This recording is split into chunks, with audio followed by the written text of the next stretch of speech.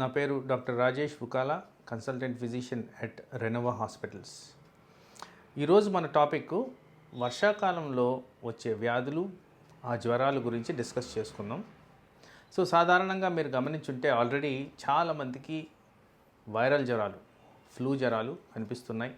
ఎక్కువగా డెంగీ జ్వరం కనిపిస్తుంది, అక్కడక్కడ చికెన్ గునియా కనిపిస్తుంది. ఈ మధ్యకాలంలో జీకా వైరస్ జ్వరాలు కనిపిస్తున్నాయి, నీపా వైరస్ జ్వరాలు కనిపిస్తున్నాయి.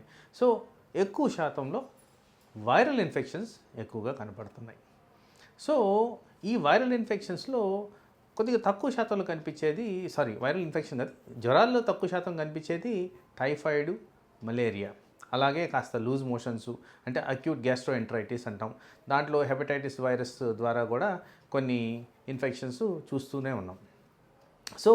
ఈ వైరస్లు ఇవన్నీ రాకుండా మనం నివారించడానికి ఏం చేయాలి? ఫస్ట్ అండ్ ఫార్మోస్ట్ కొన్ని పద్ధతులు మనం కోవిడ్ ద్వారా ఏదైతే నేర్చుకున్నామో అవి మర్చిపోవద్దు. కోవిడ్లో మనం నేర్చుకుంది ఏంటి? Hand sanitization compulsory. ప్రతి చోట పబ్లిక్ ప్లేసెస్కి వెళ్ళినప్పుడు మనము ఈ శానిటరీ లిక్విడ్ అనేది మన చేతిలో పెట్టుకోవాలి.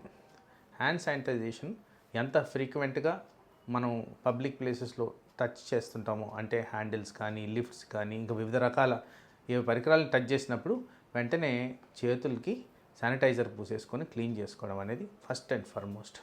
రెండోది ఫేస్ మాస్క్ ధరించడం. ఎందుకంటే ఈ వైరల్ జ్వరాలన్నీ కూడా ఎక్కువ శాతంలో డ్రాప్లెట్ ఇన్ఫెక్షన్ ద్వారా స్ప్రెడ్ అవుద్ది కాబట్టి ఈ ఫేస్ మాస్క్ అనేది వేసుకోవడం.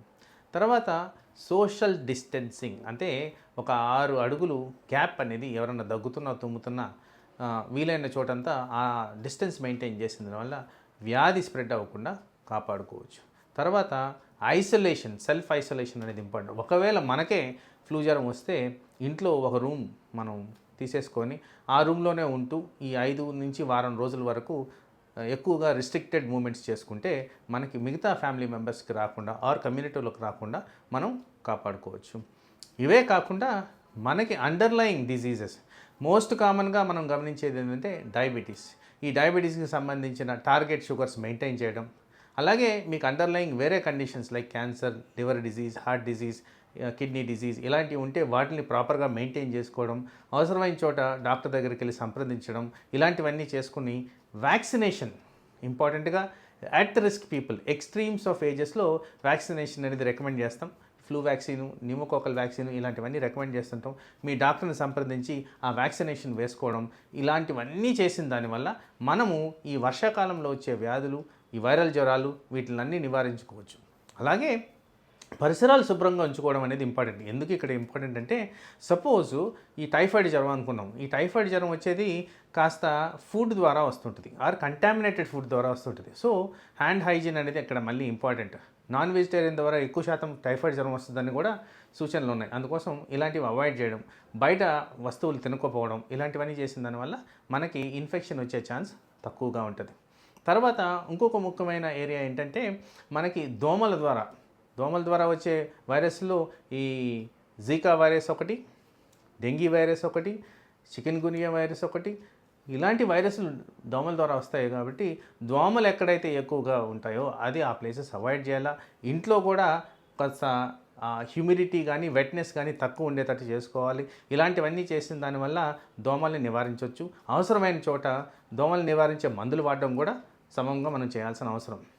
ఇలాంటివి చేసిన దానివల్ల ఈ వర్షాకాలంలో వచ్చే విష జ్వరాలన్నీ మనకు రాకుండా కాపాడుతూ హెల్తీగా, హ్యాపీగా ఉండొచ్చు. ఇంకొక ముఖ్యమైన అంశం నేను ప్రజలకు చెప్పదలుచుకుంది ఏంటంటే, జనరల్గా ఈ usage of irrational antibiotic, pain killers ఇవి కాస్త తగ్గించాలి. ఏదో యాక్సెస్ ఉందని కానీ వాటిని మిస్యూజ్ చేయడం తగ్గించండి. ఎందుకంటే మోస్ట్ ఆఫ్ ద వైరల్ జ్వరాల్లో లివర్ ఎఫెక్ట్ అవుద్ది, రక్త కణాలు ఎఫెక్ట్ అవుతాయి. ఇలాంటివి ఎఫెక్ట్ అయినప్పుడు పెయిన్ కిల్లర్స్ కానీ, వివిధ రకాల యాంటీబయాటిక్స్ కానీ వాడడంలో మీకు హెల్త్ రిలేటెడ్ కాంప్లికేషన్స్ వచ్చి అనవసరంగా హాస్పిటలైజేషన్ జరిగేదానికి వస్తుంది. సింపుల్గా చెప్పాలంటే, ఎవరికన్నా జ్వరం వస్తే సిట్రజిన్, పారాసిటమాల్ ఇవి దాటి వేసుకోవద్దు.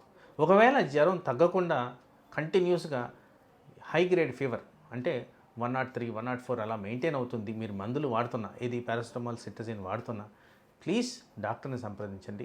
ఆయన ద్వారా మీరు చేసుకునే టెస్టుల ద్వారా మీకు ఏం ప్రాబ్లం ఉందో నిర్ధారిస్తారు. కాంప్లికేషన్స్ రాకుండా మనం కాపాడుకోవచ్చు. నమస్తే.